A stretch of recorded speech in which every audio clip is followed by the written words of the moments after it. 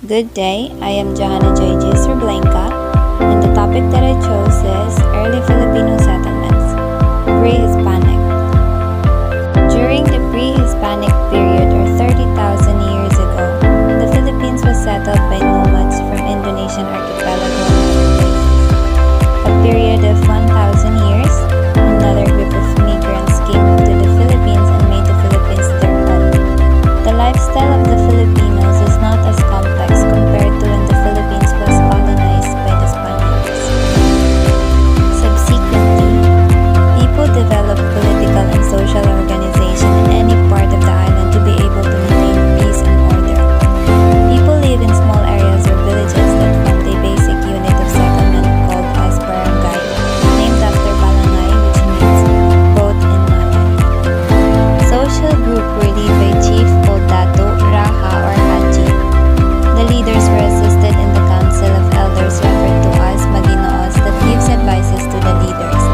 Dato is the title for chief, sovereign princes and monarchs in the Visayas and Mindanao regions of the Philippines. Together with Lakan, Hapon, Central and Northern Luzon, Sultan and Raha, they are the titles used for native royalty and still currently used especially in Mindanao and Sulu.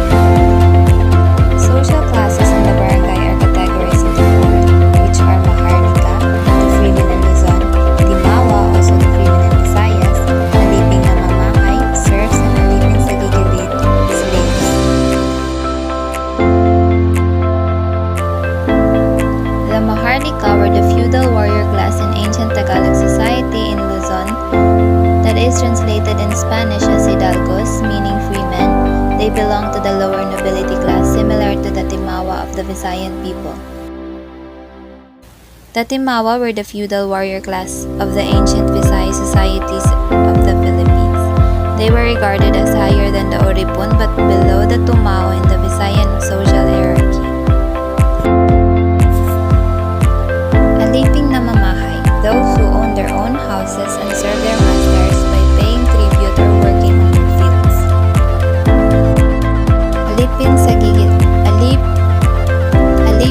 Gigilid, those who live in their master's house and does what the master told them to. The vulgar name meant that these Alipins were so vulnerable that it was like their genitals were exposed. Education was provided that was suitable to their current needs.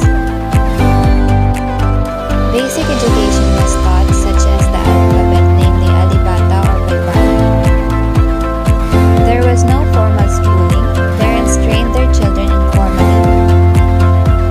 Mothers educate their female children in housekeeping, weaving, basket making, and other agriculture-related activities. The livelihood of the early Filipino settlers is agriculture. Pre-colonial Philippine societies relied more on swidden agriculture than intensive permanent agriculture. For example, pre-colonial Visayas, the staple crops such as rice, millet, bananas, and root crops were grown. These are some of the farming tools early Filipino settlers used. Additionally, gender equality was also greatly recognized in pre-Hispanic era. Babaylans, healers, and priestesses was respected equally as men. These powerful and brave women were also able to handle leadership roles in the community or even fight as warriors. Later on, Chinese traders and other migrants came to the Philippines. Then Islam was established. Since there are no libraries available near me and I don't possess any book related to history, I only had a chance to browse all the information from the internet. How I wish I'd be able to visit a library or a museum. If given a chance, I could have experienced this, and my learning experience would be so much fun and knowledgeable.